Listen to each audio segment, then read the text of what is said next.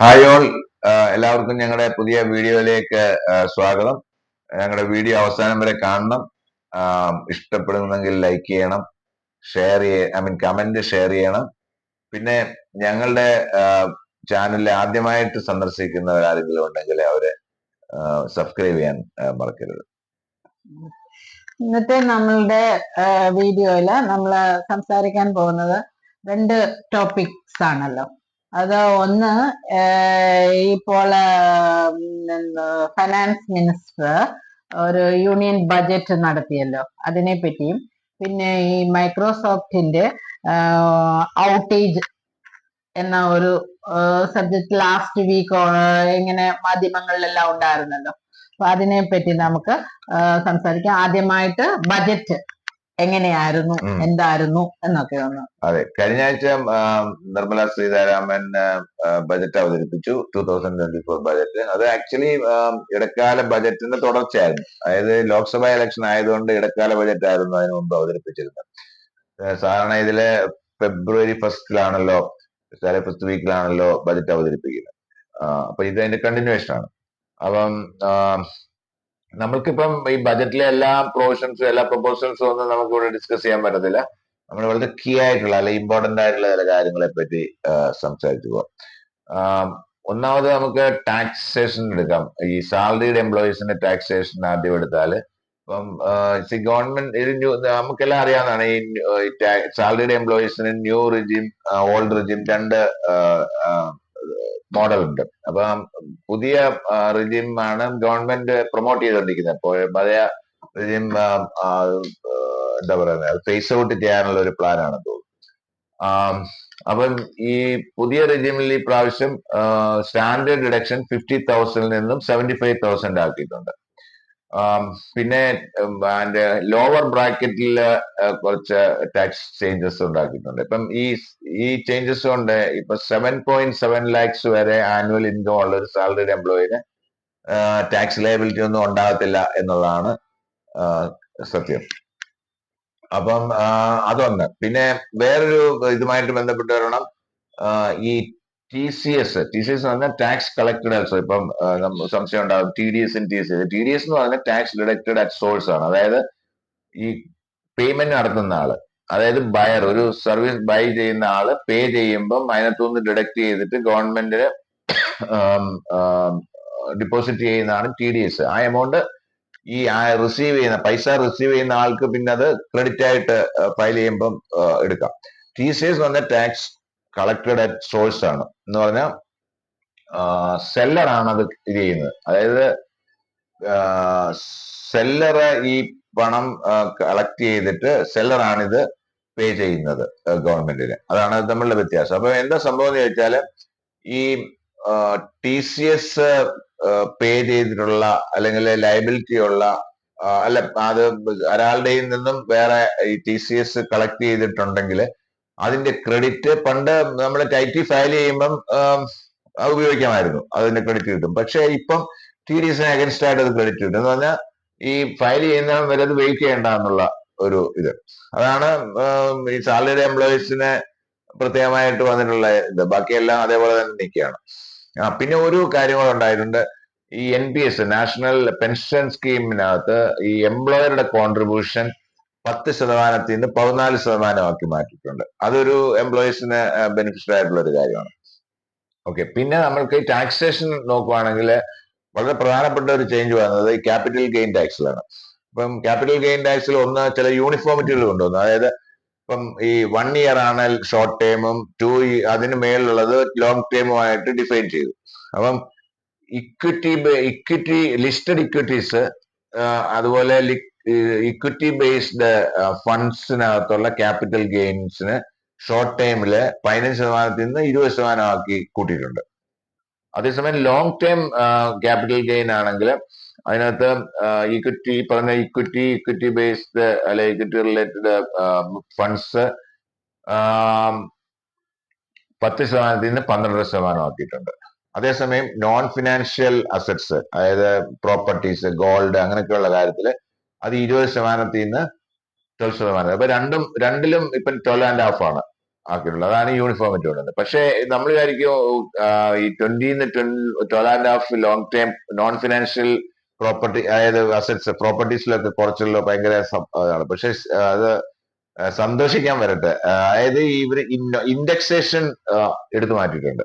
ഇപ്പം ഇൻഡെക്സേഷൻ എന്താണെന്ന് പറഞ്ഞാൽ കോസ്റ്റ് ഇൻഫ്ലേഷൻ ഇൻഡെക്സ്. അതാണല്ലോ നമ്മളിപ്പോ ഒരു പ്രോപ്പർട്ടി വിൽക്കുമ്പം ആ പ്രോപ്പർട്ടിയുടെ ക്യാപിറ്റൽ ഗെയിൻ ടാക്സ് ഇതുവരെ ചെയ്തുകൊണ്ടിരുന്നത് എന്താണെന്ന് വെച്ചാൽ വിറ്റ വിലയിൽ നിന്നും ഈ നമ്മള് പർച്ചേസ് ചെയ്തപ്പോഴത്തെ അല്ലെ അത് ഇൻവെസ്റ്റ് ചെയ്തിരുന്നപ്പോഴത്തെ കോസ്റ്റ് ഇൻഫ്ലേഷൻ ഇൻഡെക്സ് വെച്ചിട്ട് ആ ടേബിൾ വെച്ചിട്ട് കാൽക്കുലേറ്റ് ചെയ്യും. അപ്പം 20 വർഷം മുമ്പ് 10 ലക്ഷം രൂപയാണ് ഇൻവെസ്റ്റ് ചെയ്തെങ്കിൽ ഇപ്പൊ അതിന്റെ കോസ്റ്റ് ഇൻഡെക്സ് ഇൻഫ്ലേഷൻ ഇൻഡെക്സ് എന്ന് പറയുന്നത് ചിലപ്പം 15 അല്ലെ 20 ഒക്കെ ആയിരിക്കും. അപ്പൊ അത്ര എമൗണ്ട് മാത്രമേ നമ്മൾ അതിനകത്തുനിന്ന് കുറയ്ക്കത്തുള്ളൂ. ഇൻഡെക്സേഷൻ ഇല്ലെങ്കിൽ എന്താ, ഇത് സെയിൽ വാല്യൂ എന്ന് ഈ പറഞ്ഞ അന്ന് ചെയ്ത 10 ലക്ഷവും കുറയ്ക്കേണ്ടി വരും. അപ്പൊ ക്യാപിറ്റൽ ഗെയിൻ എന്ന് പറയുന്ന എമൗണ്ട് കൂടും. അപ്പം അതിന്റെ ചില ബാധിക്കുന്നുണ്ട് ഇത് ബെനിഫിഷ്യൽ ആണ്, ചിലത് ബാധിക്കുന്നുണ്ട് ഡിസഡ്വാൻറ്റേജസ് ആണ്. അത് ചില കേസിലായിരിക്കാം, ചില കേസ് ഡിപ്പെൻഡിങ് ഓൺ എത്ര വർഷം ഇത് ഹോൾഡ് ചെയ്തിരുന്നു, അങ്ങനെ അല്ലെ പിന്നെ സെയിൽ വാല്യൂവിന്റെ വ്യത്യാസം, ഇങ്ങനെ പല കാര്യങ്ങളിൽ ഉണ്ടായിരിക്കാം. അത് എങ്ങനെയാണെന്നത് നമ്മള് ഇനി ആക്ച്വലായിട്ട് ഡീൽസ് നടക്കുമ്പോഴാണ് നമുക്ക് അത് ശരിക്കും മനസ്സിലാകാൻ പോകുന്നത്. എനിവേ അത് അഡ്വാൻറ്റേജസ് ആയിരിക്കത്തില്ല എന്നുള്ളതാണ് എന്റെ ഒരു വിശ്വാസം. ഓക്കെ. പിന്നെ വേറൊരു കാര്യം നമ്മൾ ഇതിന്റെ നമുക്ക് നോക്കേണ്ടത് ഈ അലോക്കേഷൻ ആണ്. അലോക്കേഷൻ എന്ന് പറഞ്ഞാൽ ഫണ്ട് അലോക്കേഷൻ. ഇപ്പം ഈ ഗവൺമെന്റ് ഈ എംപ്ലോയ്മെന്റ് ജനറേഷൻ ഊന്നിക്കൊണ്ടാണ് ഈ ബജറ്റിന്റെ ഒരു ഇതെന്ന് പറയുന്നത്. കാര്യം കഴിഞ്ഞ ഇലക്ഷനില്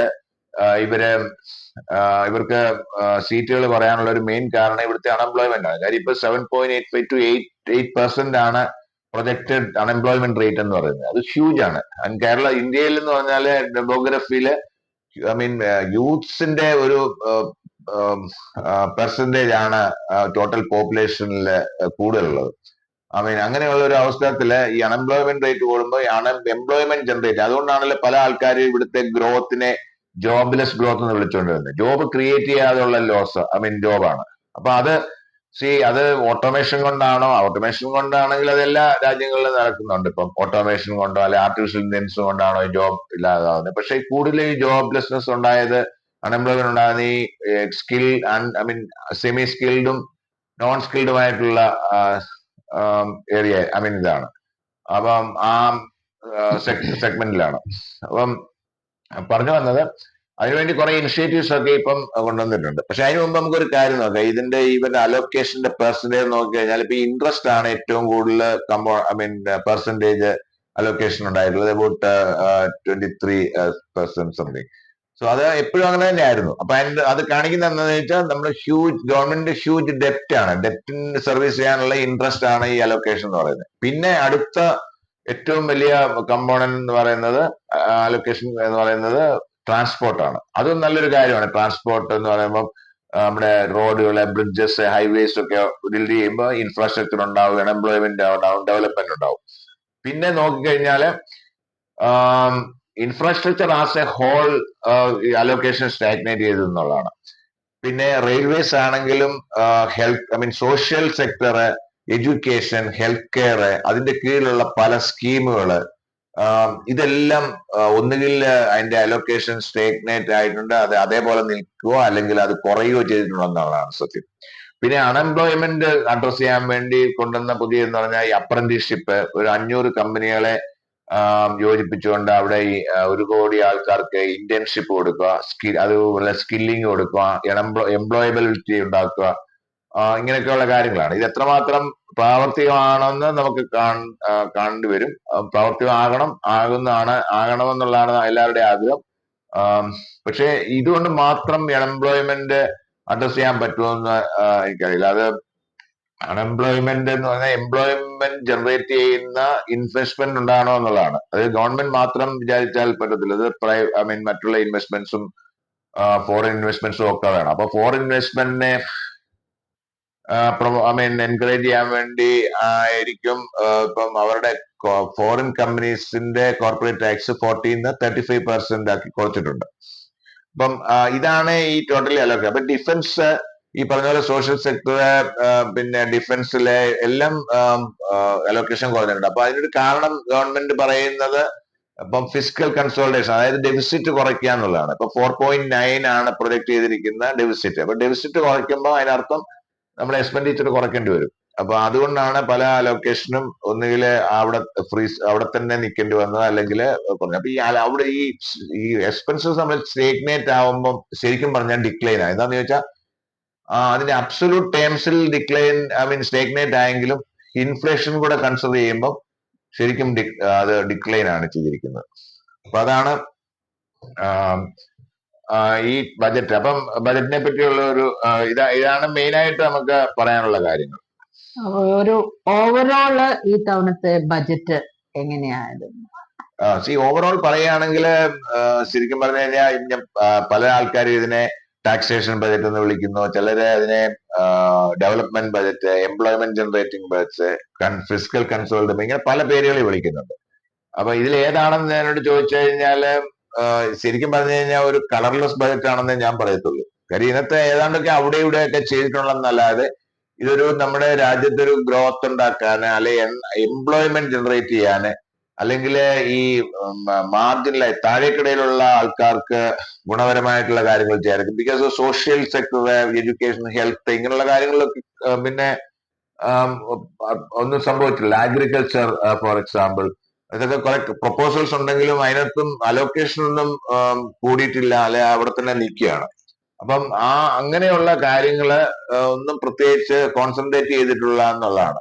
ഇതിപ്പോ ഒരു ചിലപ്പോ തോന്നുന്നു ഇത് ഒരു ബജറ്റ് ഒരു ഇലക്ഷൻ മാനിഫെസ്റ്റോ ആയിരുന്നു, അല്ലെങ്കിൽ അടുത്ത ഇലക്ഷന് അടുത്ത ഈ നിയമസഭാ ഇലക്ഷന് വേണ്ടിയുള്ള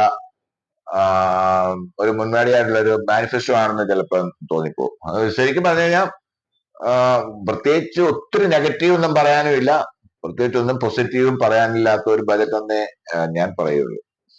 ഓക്കെ, ഇനി നമുക്ക് സെക്കൻഡ് ടോപ്പിക്സിലേക്ക് കടക്കാം, അതായത് ഈ മൈക്രോസോഫ്റ്റ് ഔട്ടേജിനെ പറ്റി. സോ നമ്മള് കഴിഞ്ഞ ആഴ്ചകളില് പലരും കേട്ടിട്ടുള്ളതായിരുന്നു, എയർപോർട്ടുകളിലെ എയർലൈൻസ് ക്യാൻസൽ ആക്കുന്നു, റീഷെഡ്യൂൾ ചെയ്യുന്നു, ബാങ്കിങ് ട്രാൻസാക്ഷന് തകരാറിലാവുന്നു, ഹോട്ടൽ ബുക്കിംഗ് തകരാറ്, അങ്ങനെ പല കാര്യങ്ങൾ. അപ്പൊ ഇതിന്റെ കാരണം എന്തായിരുന്നു എന്ന് ചോദിച്ചാല് മൈക്രോസോഫ്റ്റ് ഔട്ടേജ് എന്ന പേരിൽ അറിയപ്പെട്ട ഒരു സംഭവമാണ്. അതെന്താണെന്ന് ചോദിച്ചാല് ഈ ക്രൗഡ് സ്ട്രൈക്ക് എന്ന് പറയുന്ന ഒരു കമ്പനിയുടെ ഒരു ഫാൽക്കോൺ എന്ന് പറയുന്ന ഒരു സൈബർ സെക്യൂരിറ്റി സോഫ്റ്റ്വെയർ ആണ് ഈ മൈക്രോസോഫ്റ്റ് ഓപ്പറേറ്റിംഗ് സിസ്റ്റം കൊണ്ട് റൺ ചെയ്യുന്ന കമ്പ്യൂട്ടർ സിസ്റ്റത്തിൽ ഉപയോഗിക്കുന്നത്. പക്ഷെ അത് അതിൽ മാത്രമല്ല, ആപ്പിള് OS ഉപയോഗിക്കുന്ന കമ്പ്യൂട്ടേഴ്സും ലൈനക്സ് ഉപയോഗിക്കുന്ന കമ്പ്യൂട്ടേഴ്സിലും ഇവർ തന്നെയാണ് ഈ സൈബർ സെക്യൂരിറ്റി സിസ്റ്റം അവരുടെ തന്നെയാണ് ഉപയോഗിക്കുന്നത്. പക്ഷെ ഇവർ തമ്മിൽ അത് ഉപയോഗിക്കുന്ന രീതിയിലെ ആർക്കിടെക്ചറിൽ കുറച്ച് വ്യത്യാസം ഉള്ളത് കൊണ്ടാണ് ഈ മൈക്രോസോഫ്റ്റിനെ മാത്രം ഈ പ്രാവശ്യം അഫക്ട് ചെയ്തത്. I mean Microsoft operating system ഉപയോഗിക്കുന്ന കമ്പ്യൂട്ടേഴ്സിനെ മാത്രം അഫക്ട് ചെയ്തത്. അപ്പൊ ഏതാണ്ട് 85 ലക്ഷം കമ്പ്യൂട്ടേഴ്സിനെ അപേക്ഷിച്ച് ചെയ്യുന്നു. അതൊരു ആക്ച്വലി മൈക്രോസോഫ്റ്റ് OS റൺ ചെയ്യുന്ന കമ്പ്യൂട്ടേഴ്സിന്റെ ഒരു 1% മാത്രമേ ഉള്ളൂ. പക്ഷെ പല രാജ്യങ്ങളിലും പല സ്ഥലങ്ങളിലും ഭയങ്കരമായ ഡിസപ്ഷൻ ഉണ്ടായി. പല കമ്പനികളും അത് കുറച്ചൊക്കെ അത് അതിനകത്ത് നോർമലായി, പക്ഷെ ചിലതൊക്കെ ഇപ്പോഴും നോർമൽ ആയിക്കൊണ്ടേ ഇരിക്കുന്നേ ഉള്ളൂ. അപ്പം ഇതിന്റെ ക്രൗഡ് സ്ട്രൈക്ക് എന്ന് പറയുന്ന കമ്പനി ഇതിന് അപ്പോളജിയും ഒക്കെ ചെയ്തിട്ടുണ്ട്. പക്ഷെ മൈക്രോസോഫ്റ്റിനെ ഒരു പരിധിവരെ ആദ്യം ഒരു അവരുടെ റെപ്യൂട്ടേഷൻ ഇത് ചെയ്തു. പക്ഷെ പിന്നെ ആൾക്കാർക്ക് മനസ്സിലായി ഇത് മൈക്രോസോഫ്റ്റ് അല്ല ഇതിന്റെ കാരണക്കാരൻ. അപ്പൊ മൈക്രോസോഫ്റ്റ് അതിനൊരു സ്റ്റേറ്റ്മെന്റ് വന്നിട്ടുണ്ട്. അതായത് ഈ യൂറോപ്യൻ യൂണിയൻ ആണ് ഇതിന്റെ ശരിക്കുള്ള കൾപ്രിറ്റ്. അതായത് യൂറോപ്യൻ യൂണിയന്റെ ഒരു മാൻഡേറ്റ് ആണ്, അതായത് ഈ ഓപ്പറേറ്റിംഗ് സിസ്റ്റം വെണ്ടറുടെ തന്നെ അല്ലാതെ ഒരു തേർഡ് പാർട്ടിയുടെ സോഫ്റ്റ്വെയർ ഉണ്ടായിരിക്കണം, അല്ലെ സൈബർ സെക്യൂരിറ്റി സിസ്റ്റം ഇതിൽ ഉണ്ടായിരിക്കണം എന്നുള്ളൊരു നിബന്ധന കൊണ്ടാണ് ഇങ്ങനെ വന്നത്. ഇത് നമ്മൾ നേരത്തെ പറഞ്ഞ പോലെ ഇത് എല്ലാവർക്കും ബാധകമാണ്. ഈ ആർക്കിടെക്ചറൽ ഡിഫറൻസ് കൊണ്ടാണ് മറ്റുള്ളവർക്ക് ബാധിക്കാതെ മൈക്രോസോഫ്റ്റിനെ ബാധിക്കുന്നത്. മൈക്രോസോഫ്റ്റിന്റെ ഒരു ടാർഗറ്റ് എന്ന് പറഞ്ഞാൽ ഈ സോഫ്റ്റ്വെയർ അതിന്റെ കെർണൽ വരെ പോകുന്ന ഒരു രീതിയിലാണ്. അപ്പൊ അതുകൊണ്ടാണ് അതങ്ങനെ ചെയ്ത് മറ്റവരുടെ അവരൊരു എക്സ്റ്റൻഷൻ ഉപയോഗിച്ചിട്ടാണ് ഇത് റൺ ചെയ്യുന്നത്. എനിവേ നമ്മളിപ്പോ ചിലപ്പോ ഒരു സംശയം ഉണ്ടാവും, എന്തിനാണ് ഈ ഇപ്പം ഒരു പ്രാവശ്യം ഇൻസ്റ്റാൾ ചെയ്ത് കഴിഞ്ഞാൽ പിന്നെ നമ്മൾ എന്തിനാ സോഫ്റ്റ്വെയർ വീണ്ടും അതിനകത്ത് അപ്ഡേറ്റ് ചെയ്യുന്നത്? എല്ലാ സോഫ്റ്റ്വെയറുകൾക്കും അപ്ഡേറ്റ്സ് ഉണ്ടാവും. അത് അപ്ഡേറ്റ്സ് ഉണ്ടാകും എന്ന് പറഞ്ഞാൽ പുതിയ ഫീച്ചേഴ്സ് വരും, പുതിയ ഇത് വരും, പുതിയ പല ഫീച്ചേഴ്സും എൻഹാൻസ്മെന്റ്സും വരും. പിന്നെ ചില പഴയ ബഗ്സ് ഇത് ചെയ്യുന്ന ഫിക്സസ് ഉണ്ടാവും. പിന്നെ അങ്ങനെ പല കാരണങ്ങൾ കൊണ്ടും പുതിയ ഫീച്ചേഴ്സ് അങ്ങനെ വരുന്നതാണ് അപ്ഡേറ്റ്സ്. അത് കൂടാതെ അത് എല്ലാ സോഫ്റ്റ്വെയറിലും വരും. പക്ഷെ സെക്യൂരിറ്റി സോഫ്റ്റ്വെയർ, സൈബർ സെക്യൂരിറ്റി പ്രത്യേകിച്ചുള്ള ഇതിനകത്ത് ഇത് വളരെ ഫ്രീക്വന്റ് ആയിട്ട് വരും. കാര്യം പുതിയ പുതിയ ത്രെട്ടുകൾ, പുതിയ പുതിയ വൈറസുകൾ, പുതിയ പുതിയ ഈ സൈബർ പ്രശ്നങ്ങള്, അല്ലെ പുതിയ വൈറസ് ഹാക്കിംഗ്, ഇതെല്ലാം പുതിയതായിട്ട് എപ്പോഴും ഇങ്ങനെ ഉണ്ടായിക്കൊണ്ടിരിക്കുകയാണ്. അപ്പൊ അതിനെ കൗണ്ടർ ചെയ്യാൻ വേണ്ടി ഇവർക്ക് ഇമ്മീഡിയറ്റ് ആയിട്ട് അതിന്റെ കൗണ്ടർ ആന്റി പാച്ചസ് അല്ലെ ആന്റി ഫിക്സസ് ഉണ്ടാക്കണം. അപ്പൊ അത് ചെയ്യണം. അത് ചെയ്യുമ്പോഴേ അതാണ് നോർമലി ചെയ്യേണ്ട കാര്യങ്ങൾ. അപ്പം അതുകൊണ്ടാണ് ഇവര് ഞാൻ പറഞ്ഞ ഈ സൈബർ സെക്യൂരിറ്റി സോഫ്റ്റ്വെയറുകൾ ഇങ്ങനെ അപ്ഡേറ്റ് ഉണ്ടാകുന്നത്. ഇങ്ങനെ അവർ ചെയ്ത സമയത്ത് അതിനകത്തുണ്ടായിരുന്ന ആ സോഫ്റ്റ്വെയർ അപ്ഡേറ്റ്സിൽ ഉണ്ടായിരുന്ന ഒരു പാച്ചിൽ ഉണ്ടായിരുന്ന ഒരു ഫോൾട്ടി ഒരു ബഗ് കൊണ്ടാണ് ഈ പ്രശ്നം ഉണ്ടായത്. അത് അവർ പരിഹരിച്ചു, അത് ഇതാണ്. പക്ഷെ ഇതിന് നമ്മൾ ബോട്ടം ലൈൻ നമ്മൾ പറയാൻ ഉദ്ദേശിക്കുന്നത് എന്താണെന്ന് ചോദിച്ചാൽ, ഈ നമ്മളെ ടെക്നോളജിയിലെ ഓവർ ഡിപ്പെൻഡ് ചെയ്യുന്നത് കൊണ്ടുള്ള ഒരു പ്രശ്നമാണ് ഇത് സംഭവിച്ചത്. ഇപ്പം ഈ പ്രശ്നങ്ങളൊക്കെ ഉണ്ടായ സമയത്ത് കമ്പ്യൂട്ടേഴ്സ് എല്ലാം ഡൗൺ ആയി, ബിസിനസ്സുകൾ, ഇൻഡസ്ട്രികളിലും പല സെക്ടറുകളിലും ഇത് എന്താ പറയുന്ന അത് ഡൗൺ ആയി പോയ ഒരു സിറ്റുവേഷനിൽ അവർക്ക് ബാക്കപ്പ് ഇല്ല എന്ന് പറഞ്ഞാൽ ഒരു മാനുവൽ സിസ്റ്റം ഇല്ല എന്നുള്ളതാണ്. ഇപ്പം ഒരു മാനുവൽ സിസ്റ്റം ഉണ്ടായിരുന്നെങ്കിൽ ഒരു പരിധി വരെ അതിന്റെ പ്രശ്നങ്ങളെ ഡിസ്ട്രപ്ഷന്റെ അതിന്റെ വ്യാപ്തി കുറയ്ക്കാമായിരുന്നു എന്നുള്ള സത്യം. അപ്പം ഈ ടെക്നോളജി എല്ലാം ടേക്ക് കെയർ ചെയ്യും. ടെക്നോളജി ഉണ്ടെങ്കിൽ പിന്നെ ഒന്നും ഇതില്ല എന്നുള്ളത് മാറ്റിവെക്കേണ്ട ഒരു സമയമായി. അത് പല എക്സ്പീരിയൻസുകളായി. കാര്യം ഇതുപോലുള്ള ഔട്ടേജുകൾ പല രംഗങ്ങളിലും മൈക്രോസോഫ്റ്റിലെ പലയിടത്തും ഉണ്ടാവും, പല രീതിയിലുണ്ടാവും. ഇപ്പം എസ്പെഷ്യലി ഇപ്പൊ എഐയും ജനയും ഒക്കെ ഉപയോഗിച്ചിട്ട് പല കാര്യങ്ങളും ചെയ്യുന്ന സമയത്ത് ഇതിന്റെ വ്യാപ്തി വളരെ ഇതായിരിക്കും. അപ്പം പക്ഷേ ഒരു മാനുവൽ സിസ്റ്റം പാരലായിട്ടല്ല ഒരു മിനിമം രീതിയിൽ ഉണ്ടായിരിക്കണം. സോ ദാറ്റ് അത് ആവശ്യമുള്ള സമയത്ത് അതിനെ സ്കെയിൽ ചെയ്തിട്ട് ഉപയോഗിച്ച് ഇതിന്റെ ആഘാതത്തിൽ നിന്നും കുറച്ചൊക്കെ രക്ഷപ്പെടാൻ പറ്റും. അതാണ് ഞങ്ങൾക്ക് ഇതിനെപ്പറ്റി പറയാനുള്ളത്.